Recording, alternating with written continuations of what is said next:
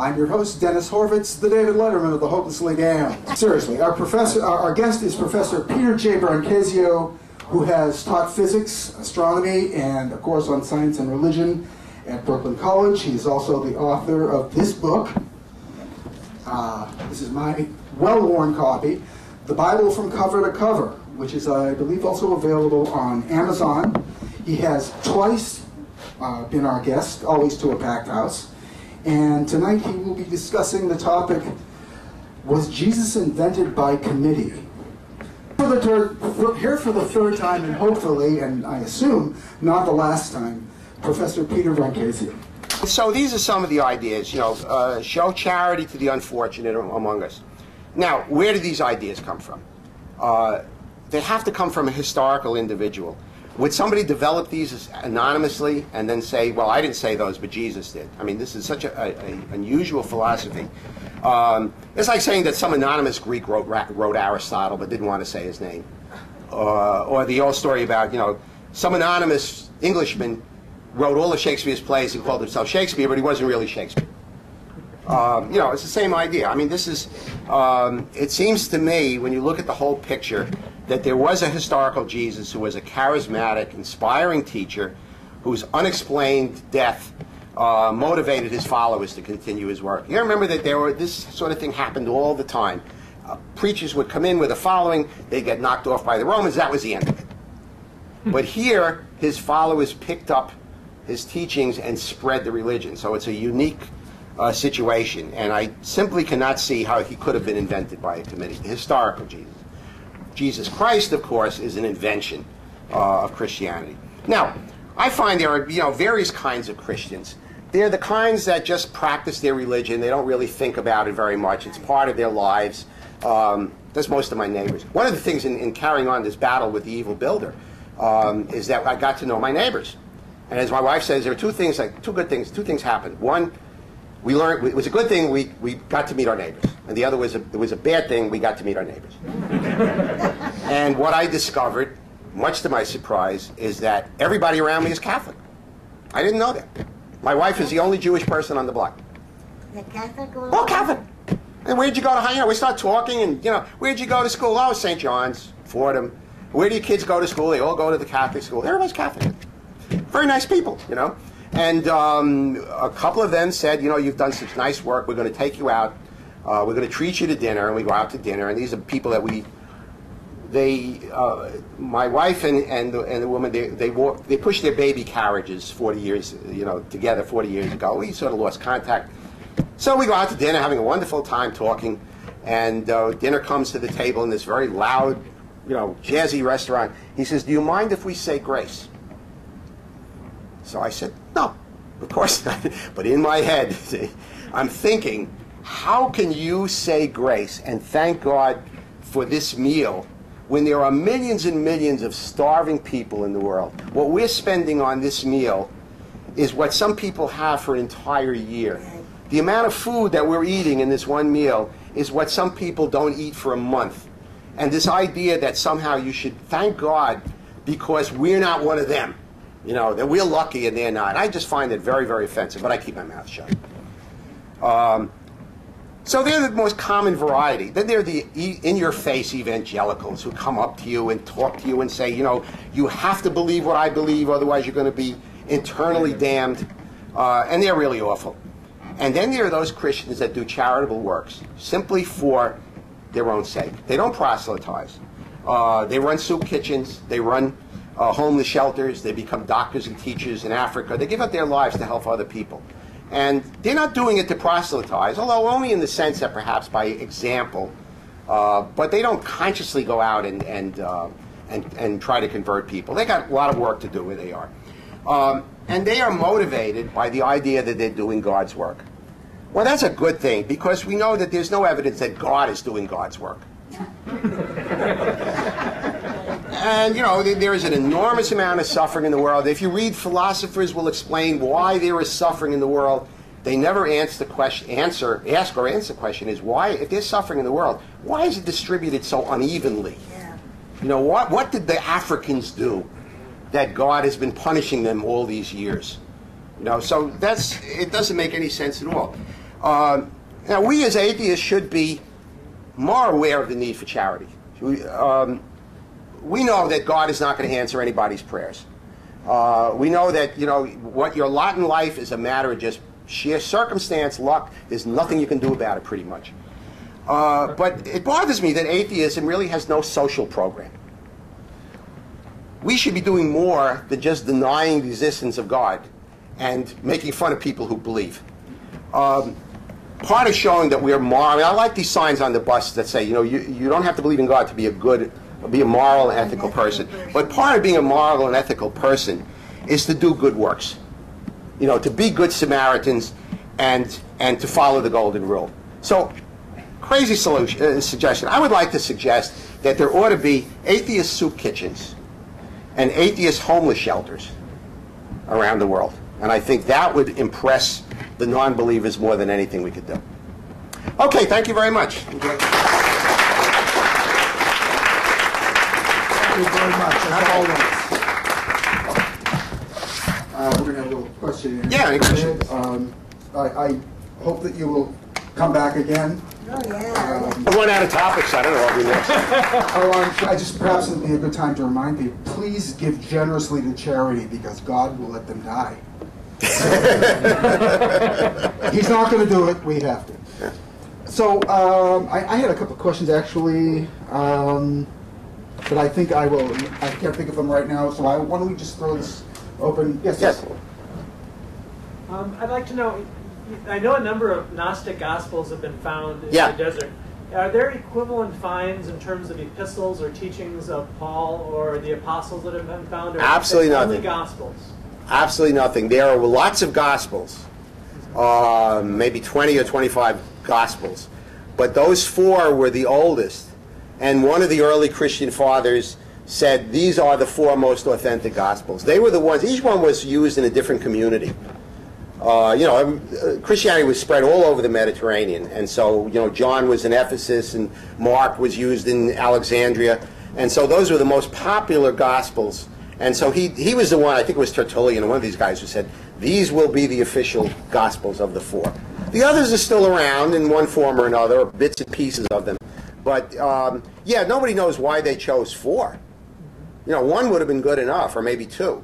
But for some reason they chose 4. There's a north and the south and the east and the west, and 4 winds, some nonsense like that. But they came down with 4 Gospels. There's the Gospel of Thomas, which is that's Gnostic Gospel. Gnostic Gospel, and that's actually not actually the story of Jesus. It's actually Sayings, a collection of sayings. His Yeah. sayings. Yeah. That, but mainly it was the fact that the emperor became a Christian.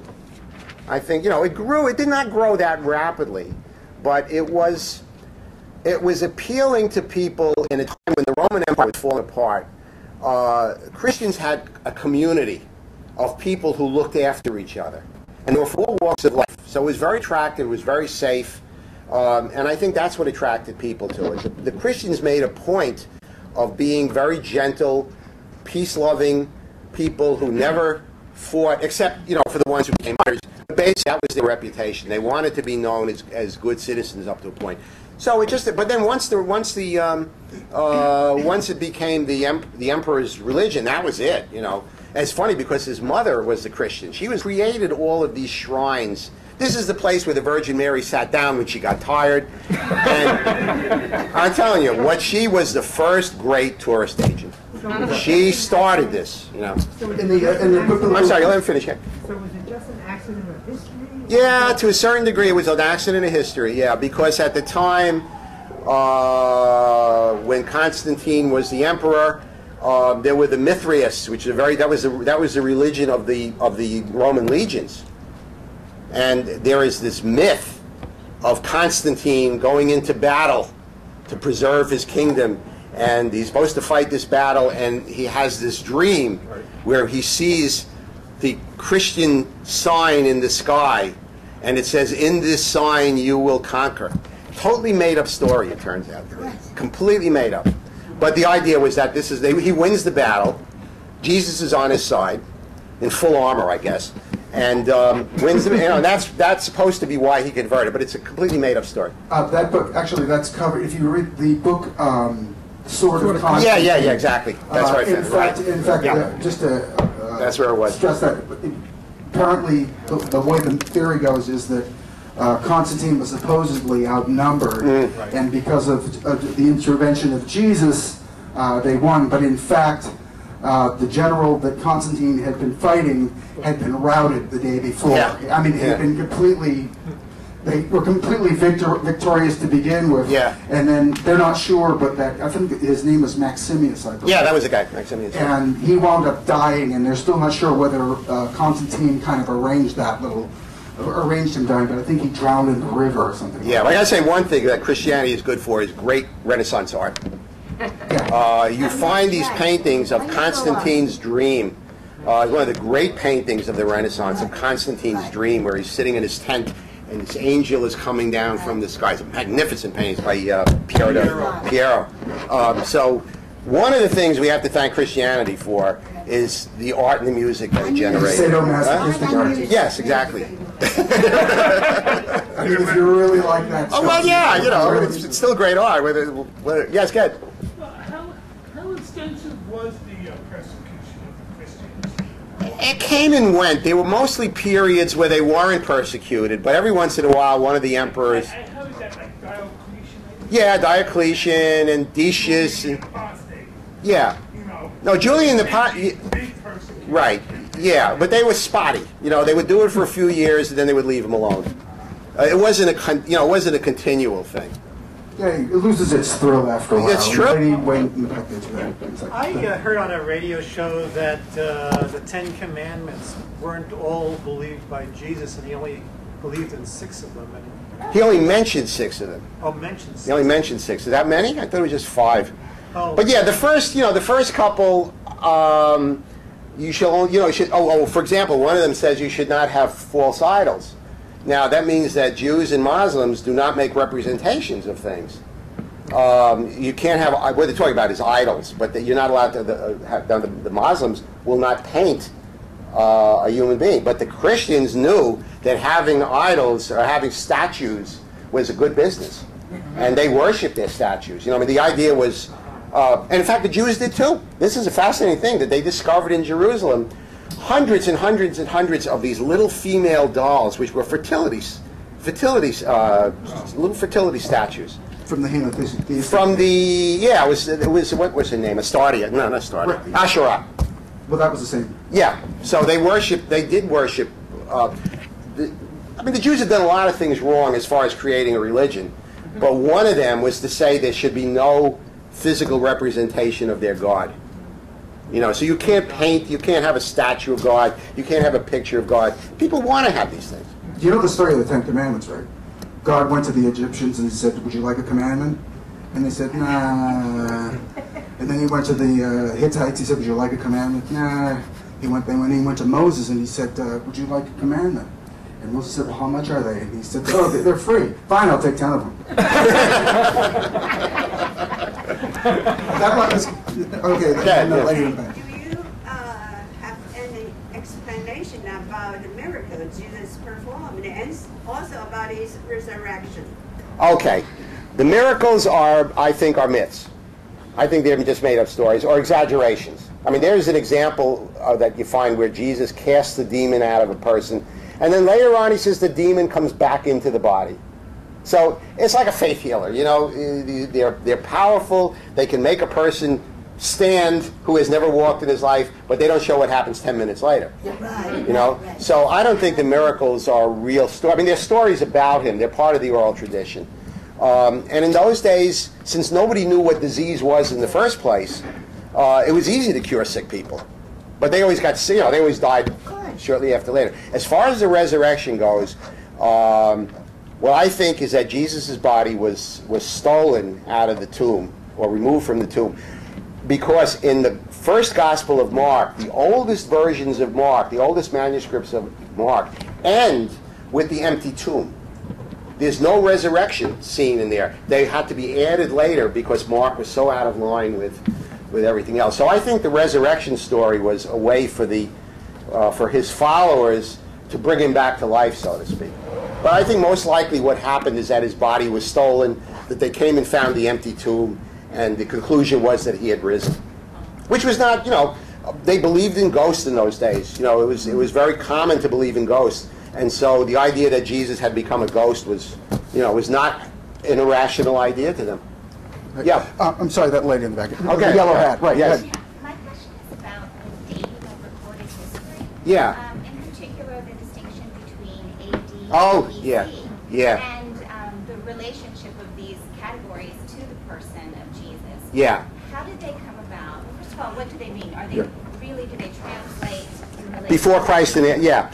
And then how were they institutionalized? And They what time was that? they weren't invented. The idea did not come about until I think about the 6th century. There was some monk who was given the job of figuring out a calendar that began with the birth of Jesus. Up to that time, what they would count years in terms of the emperor. You know, the first year, the second year, the third year, and then when the emperor died, then they'd start all over again. So they never had a continuous count like we have today. And so this monk tried to figure out when Jesus was born, and he was off by 4 years. Dennis is short. Yeah, Dennis is short, right. And what he did was to have... called worse. Yeah, was to have 1 BC followed by 1 AD, leaving out the year 0. People don't realize that. There was no year 0. You know, you go -1, 0, +1. They went from -1 to +1. So it was an invention that came out much later. In Jesus' time, he was born in, I don't know the exact, but say the 3rd year of Tiberius. Right. That was his 3rd or 4th year. 3rd or 4th year of Tiberius. So that's how they designated years. The widespread impact of it, how? It took a while for it to, you know, but the church institutionalized it. One of the popes said to this monk, I want you to figure this all out, and that was Dennis the Short, Dionysius Exiguus.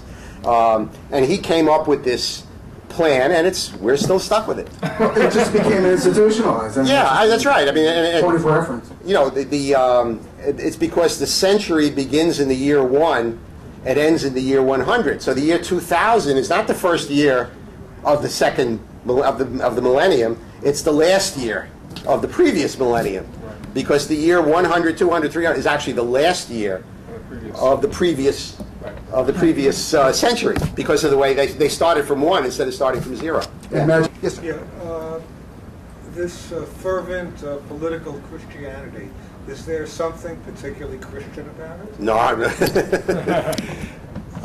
only in the sense that we're right and you're wrong. No, I mean Yeah. in terms of religion. I mean it's not No. the hypocrites you have to worry about. It's the people It's the true believers. It's the true believers, right? right. That have no limits. That's right.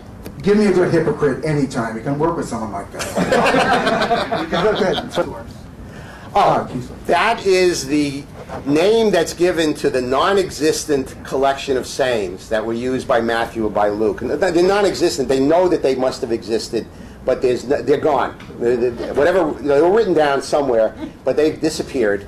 And so they're referred to as the Q source by the German scholar. It's from the German word Quelle, Quelle, which means the source.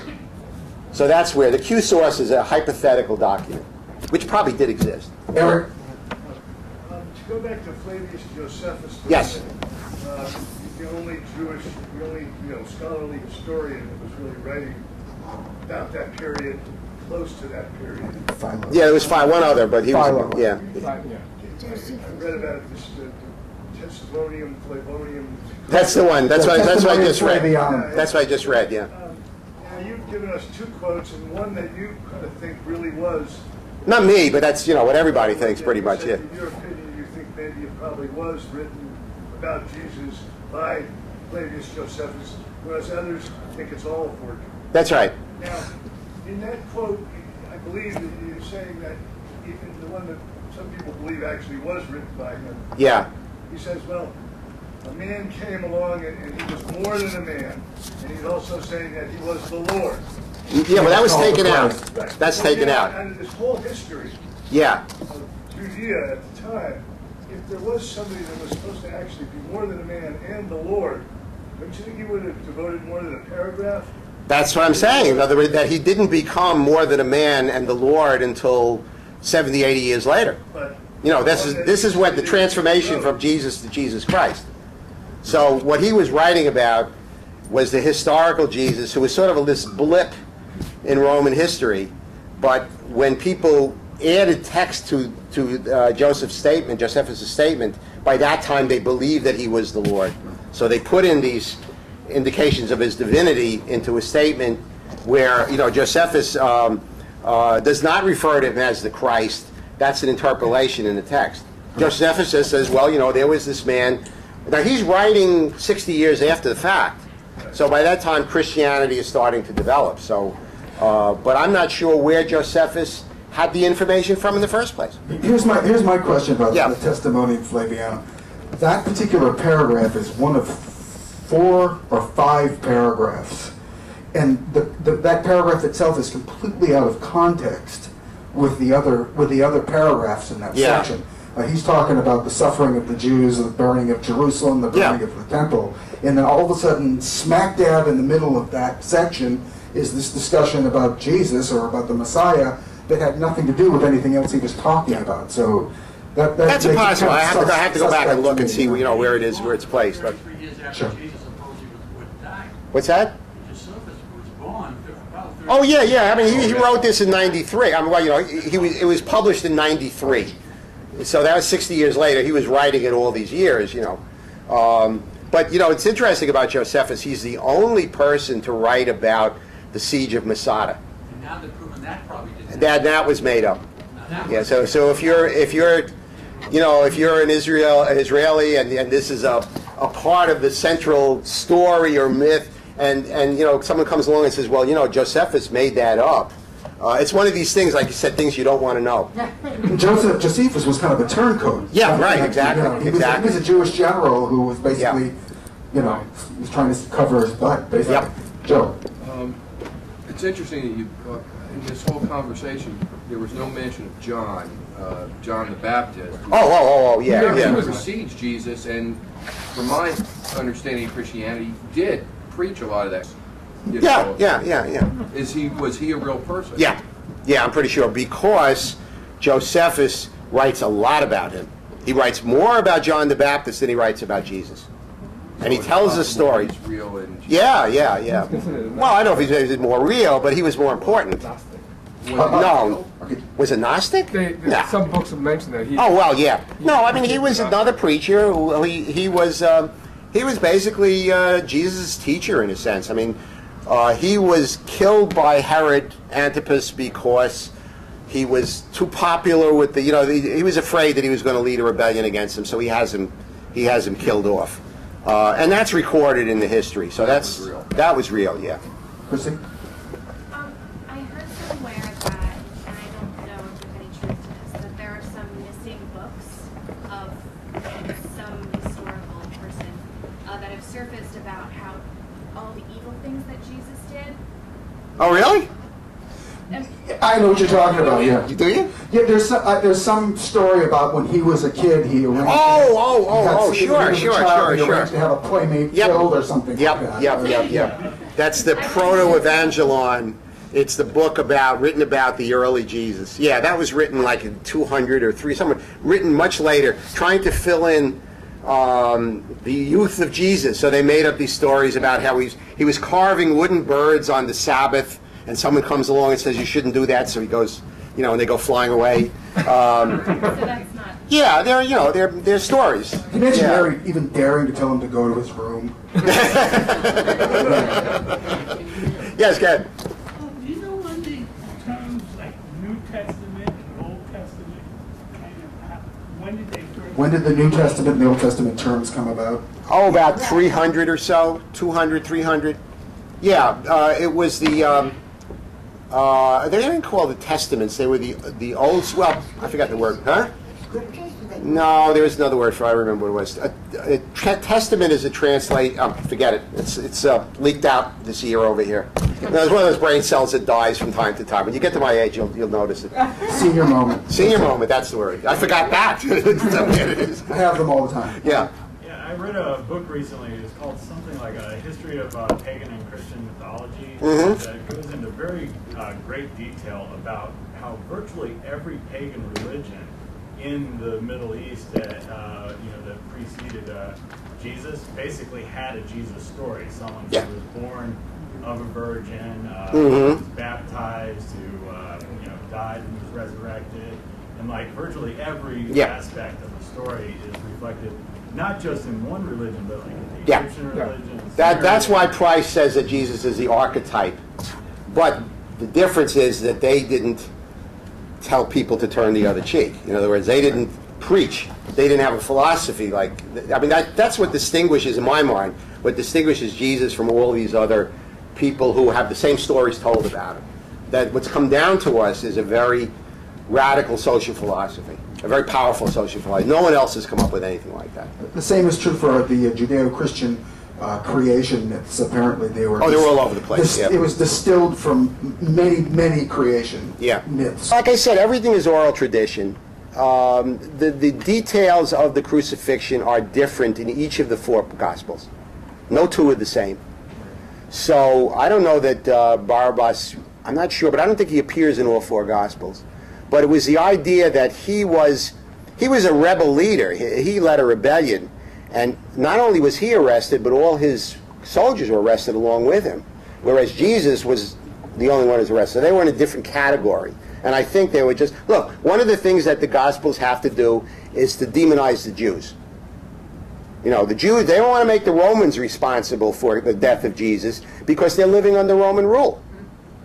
So they want to demonize the Jews, and this is the way they did it. And there's also there's some people that believe that Judas Iscariot is actually an invented character. That's very possible Judas too. being Jewish. Yeah, that's possible too. About the saying, East